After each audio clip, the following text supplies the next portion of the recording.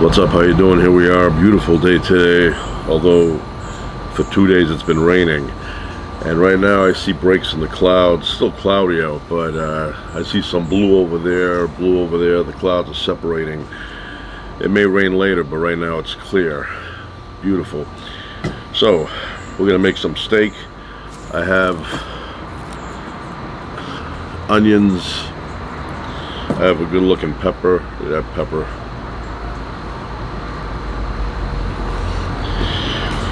Avocado oil, which I put in there.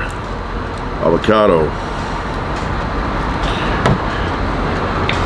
I have ketchup. This is Stonewall Kitchen Country Ketchup.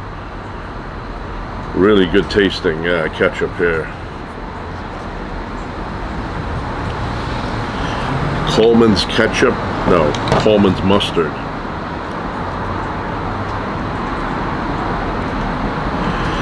That's going to be on the side. Mix the two together, and then we dip a little bit of the steak. Good flavor. So we have that. Salt and pepper over here. My pan right here. The fire itself. And of course, the knife. Alright. We begin by cutting the pepper up. A lot of people, they don't like to use the seeds. I think the seeds are the best part.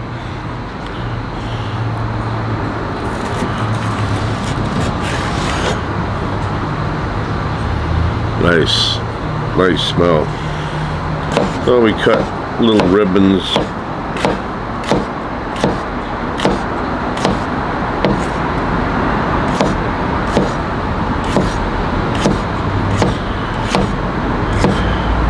You can smell that. Delicious. Nice red color.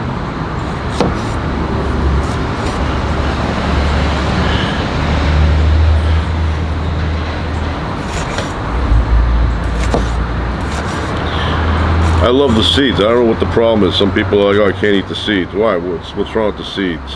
What's wrong? Is it lamb? I don't think so. Seeds are good. I eat pumpkin seeds.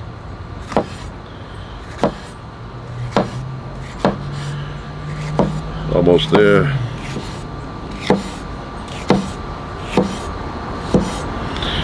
All right. Now we turn on the heat.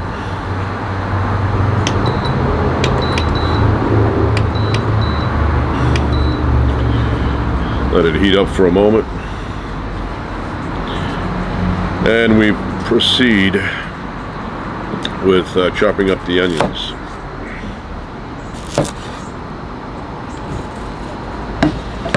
Love onions. Onions make the meal. If genetically you are opposed to onions because the flavor is not good to you, you're missing out. We add these in. You hear that?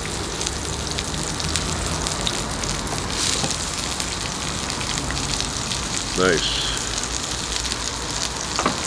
Do a little mix up.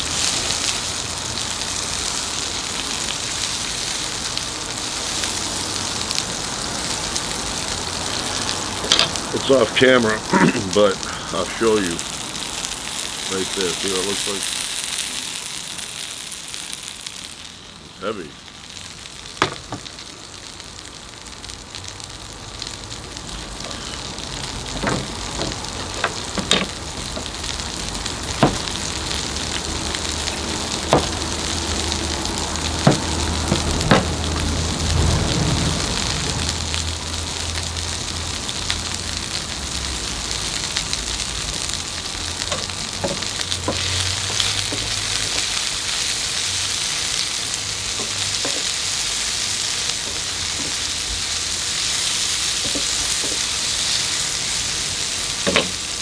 Nice. So we chop these up.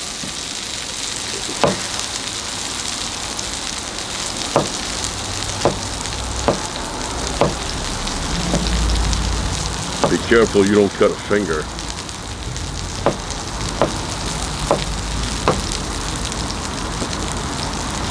Look at that.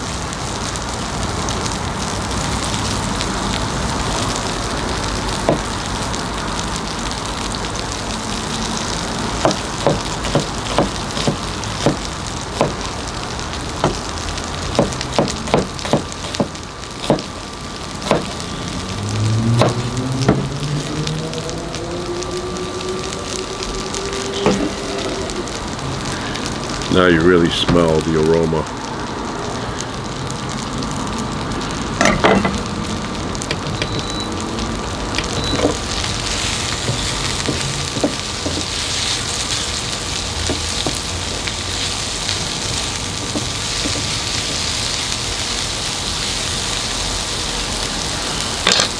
So we add a little bit of salt, a little bit of pepper.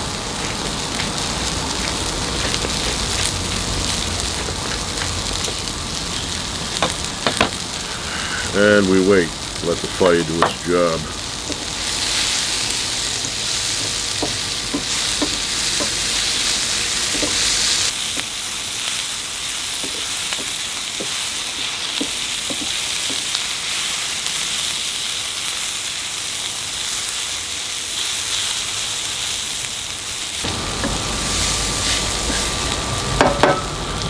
Alright, I'm going to go get a plate.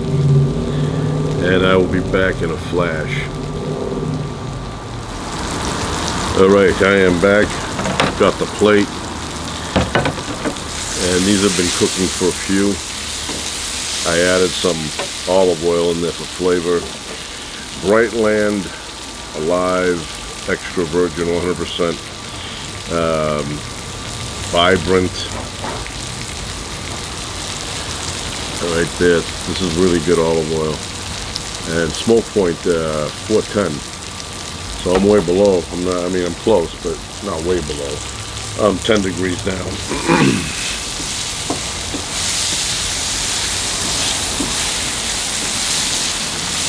Alright, these are done. And I'm gonna put them on my plate here.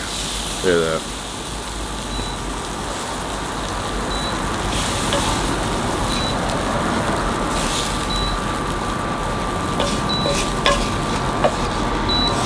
Delicious, smells good.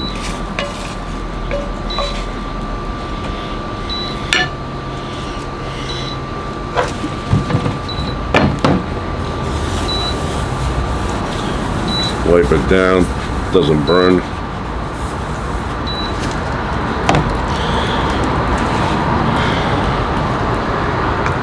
Very good smelling food here. Gets the appetite going.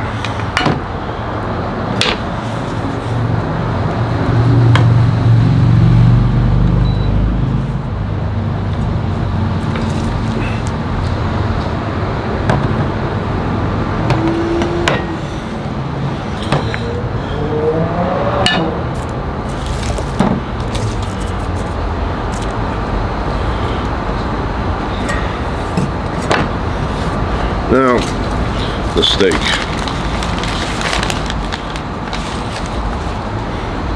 Look at this steak here.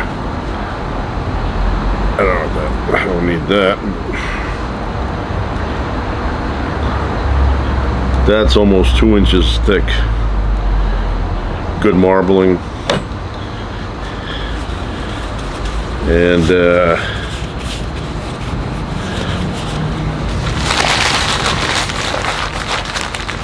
medium rare. Medium rare. So we're going to add some olive oil to this one.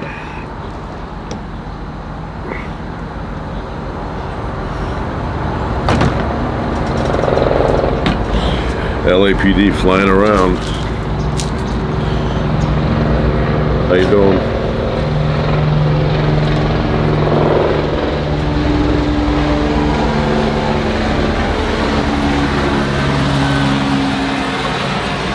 You know, that was very low.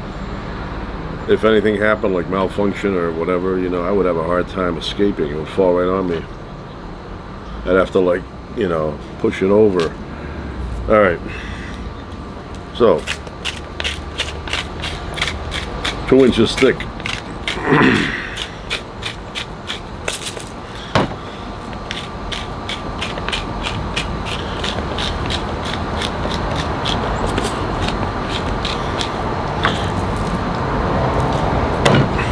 Flip it.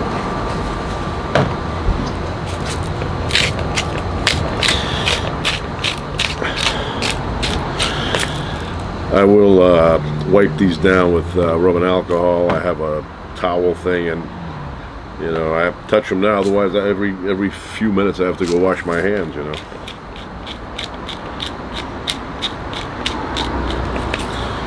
All right. Now,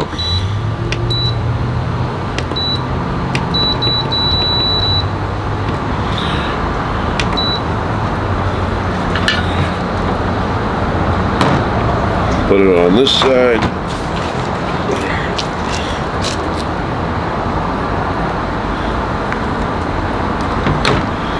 Oil splatters, gets on my nerves, but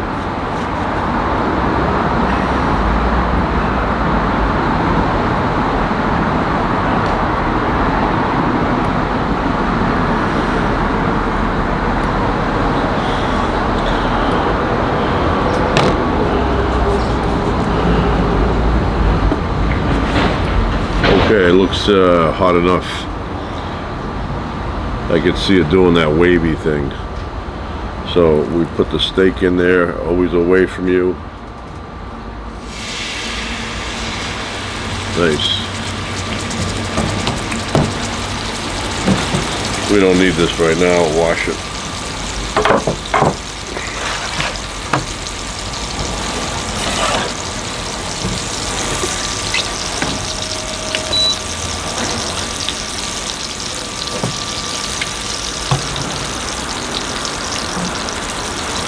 Delicious.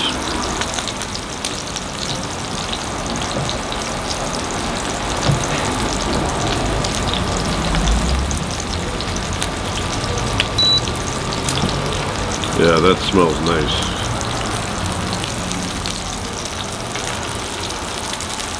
This steak is American Wagyu.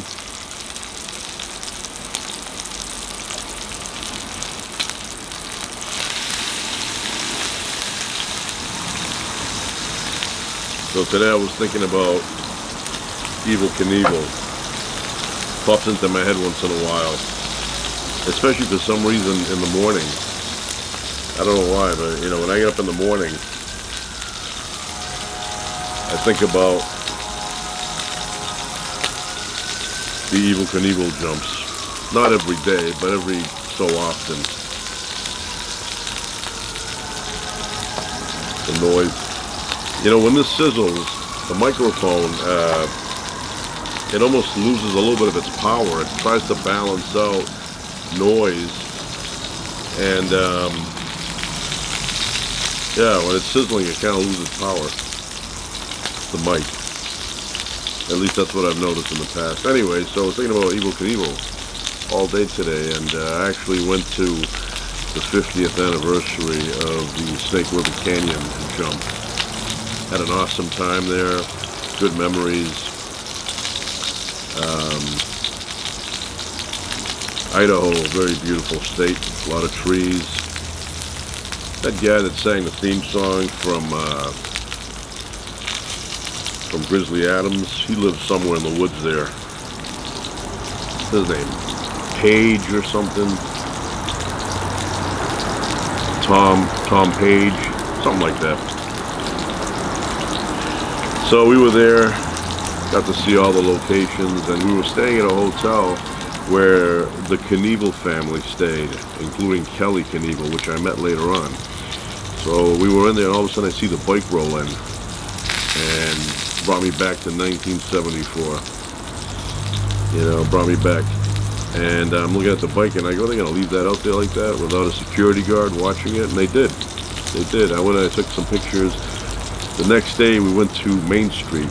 That's where everybody gathered, and got to meet Knievel, which I think, not 100% sure, but I think I said something that he took the wrong way or felt like slightly insulted. Not insulted, maybe that's too strong of a word. Maybe I don't know, he found what I said a little bit ridiculous, but I didn't mean it that way.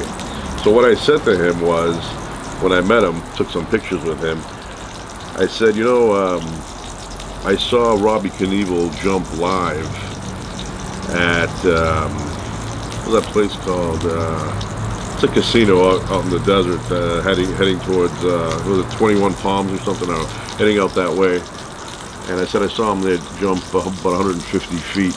But I go, he's only in the air for like a split second and he lands. And he says to me, well, what'd you expect him to be up there for? And it was kind of like, the annoyed response. You tell it was a little bit of, in his eyes and in his voice, you could hear and see that he was a little bit annoyed with the comment that I said. And what I meant by that was that they go so fast in order to make the clearance of 150 feet that they're only up there for a split second. Where when I was a kid, because they would always play it in slow motion, it gave me the impression that they were up there for a while, even at regular speed. And yeah, he goes, what'd you expect him, he goes, to be up there for? A little bit, it was a little bit abrupt. And first impressions are the ones that count. So he's probably looking at me and saying, pain in the ass. So as I'm sitting next to him, taking the picture, I had my hand, up on his shoulder like that, but he didn't do the same. And I don't know if that was normal, or if that's just, I don't like you right now, you said something, and I'm keeping my hand to my side. And the picture, his hands are like stiff by his side. But I didn't mean it in a bad way. I just meant that they travel so fast, the jumpers, that they're only up there for 150 feet. It's like boom, boom. It's up, boom, down. And that's what he said. He said, what'd you expect him to be up there for? So, I expected him to be up there for about 3 seconds, maybe. But, no. Anyway, so I kind of felt bad after I said that. Words came out, and I go, hey, he took that the wrong way. I didn't mean it the wrong way. I meant it the right way. I meant that they're so fast, traveling at that speed that it's instant, from one side to the other. That's how I meant it. I didn't mean it like he's ripping us off, that he's not up there long enough.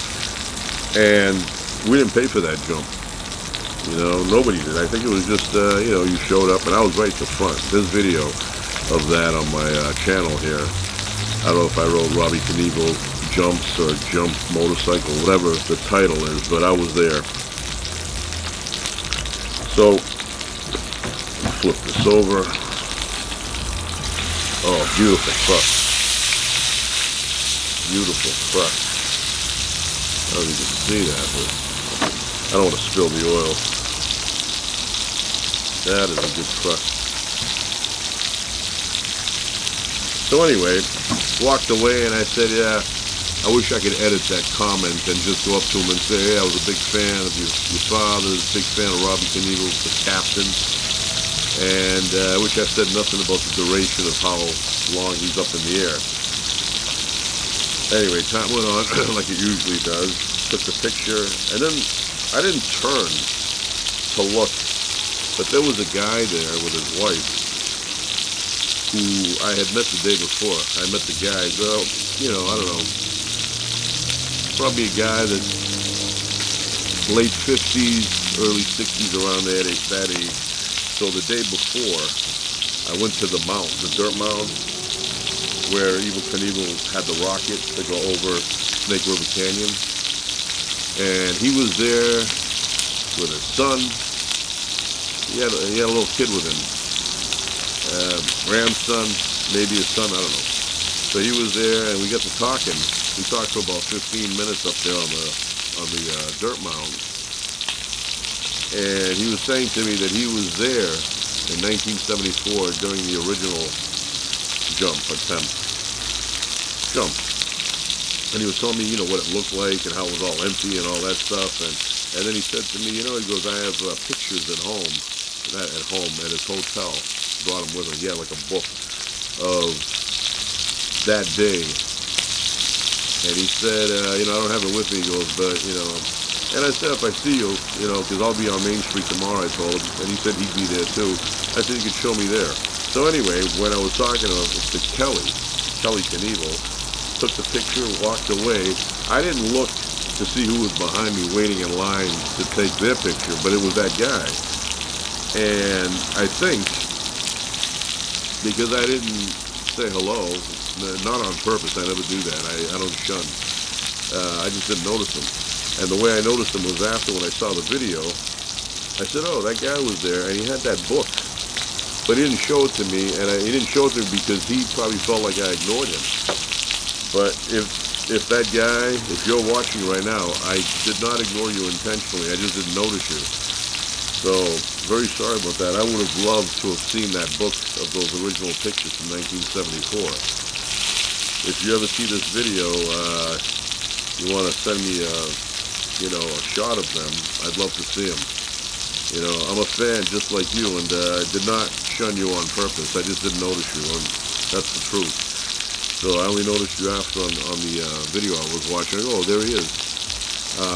Later on, I did see him again, but he was coming my way, and then he crossed over on the sidewalk, and then I go, I wonder why he crossed over like that. I think he crossed over because he probably felt like I was trying to avoid him originally, which I was not. I found him to be a very nice guy, very interesting. We had a good conversation the day before, so like I said, I wish I'd seen those pictures. Anyway, time goes by like it usually does, and now it's the next day, and we're getting ready to leave. So I left a little light on in the car the night before, didn't notice it, and I went to sleep, got up the next day, put the thing to start, the fob, it wouldn't start. And everybody's panicking now because we have to drive a ways to get to the airport, and we're kind of tight on time, and it's just nothing. So my wife called up AAA, and they said it would be there, but who knows what time. It could be a half hour, it could be an hour, it could be 2 hours, it could be later on in the evening. And I said, let me go in the hotel, see if somebody in there has a jumper cable.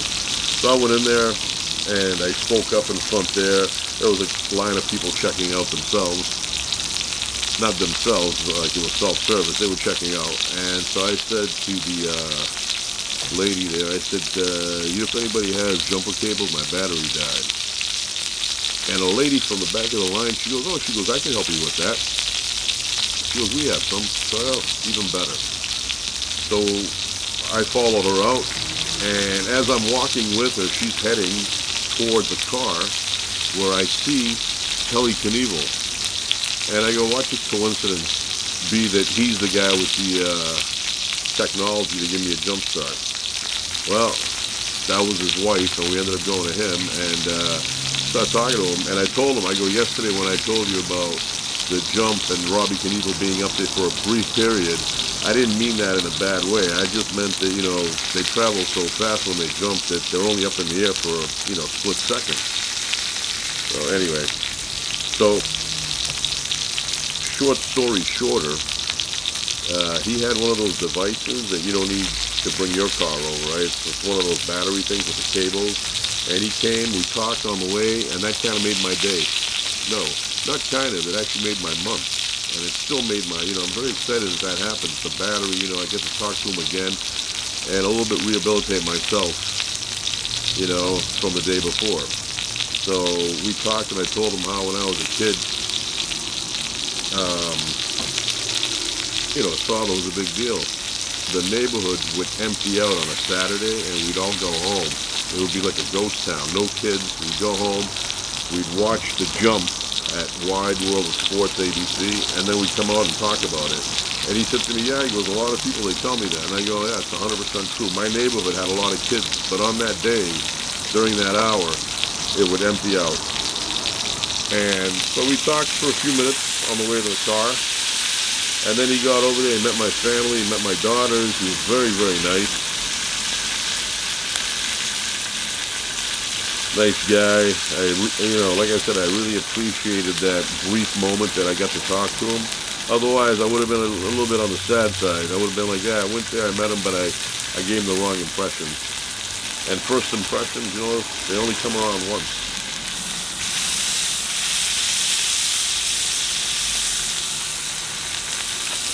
So anyway, he jumped the car instamatically.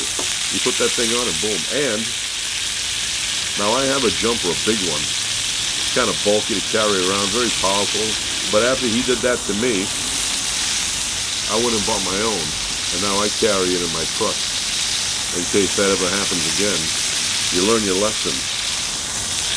So it doesn't happen again. If it does happen, I have a jump. You know, but like I said, very nice guy. And his wife, I really, really, really appreciated the fact that she spoke up. Could have been like, you know, who cares? You know, let the hotel help you. But she was the first one. She's like, I got you. And I was like, oh, perfect. Perfect. So thank you to her. I don't know her name. I don't know.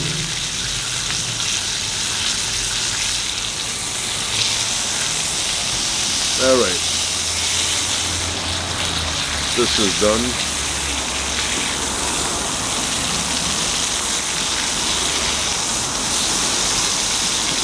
Get the sides a little bit.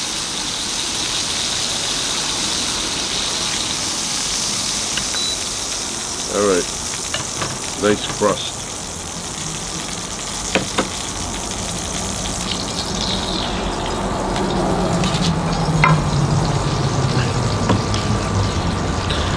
I'm gonna get some Bounty, the quicker picker-upper product placement, and I'll be right back. I'm gonna wipe this down, and then I'm gonna eat my meal. I'll be back in a flash. All right, I am back. It's done. Look at that. See? I let it rest for a little bit, and it's time to try it. So we're gonna, on the side here, we're gonna put a little bit ketchup and mustard, a little bit. Wow, that smells delicious. This is great. Great ketchup. That is so good.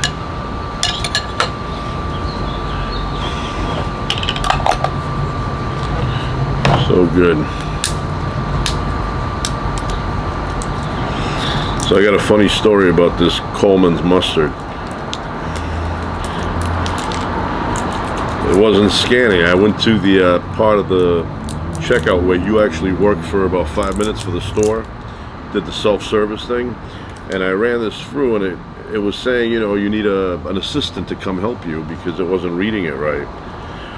So she comes over, and I didn't look at the price, what this cost when I picked it up. You know, Coleman's, really good mustard. I didn't look at the price, right? So, oh, that's rich. So she comes over there, and she says to me, did you notice how much that cost? She goes, I go, I don't know, $7.99. I go, I don't know. I made that up. I don't know. $7.99 seemed like a good number. And she kind of looked at me like,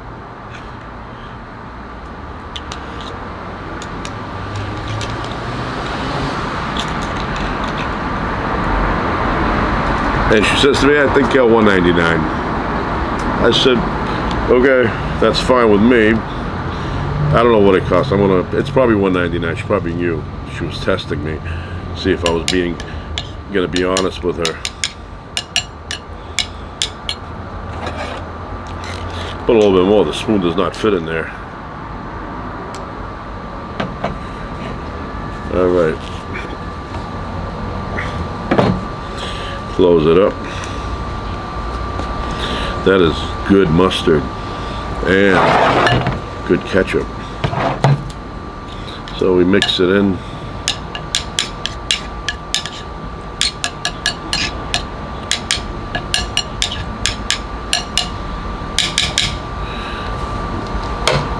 Now we try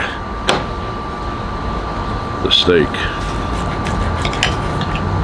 Ah, delicious. I haven't tried it yet, I can tell you by looking.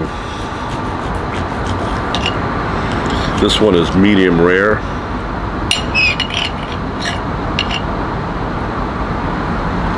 And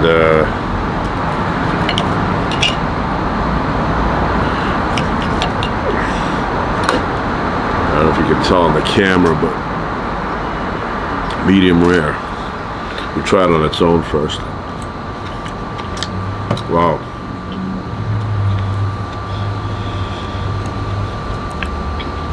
That is super good.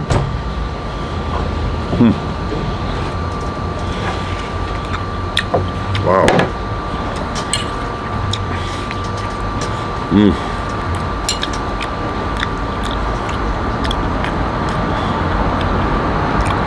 Peppers and onions.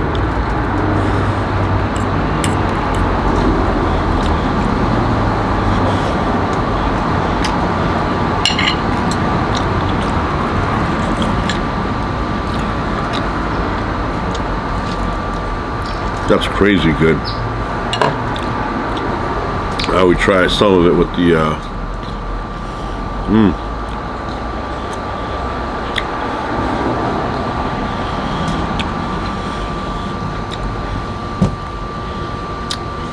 that is good.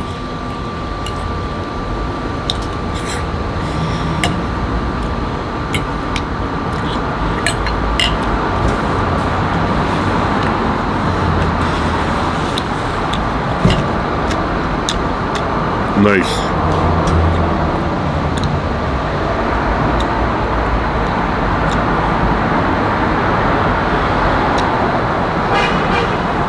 So tender. And the flavor. Wow. Flavor alone on the steak. But then you mix it in with the other stuff and it's so delicious.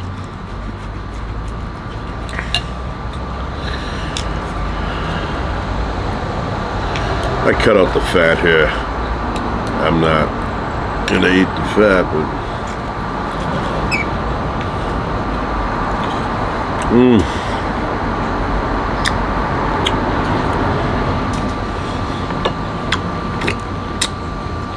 awesome.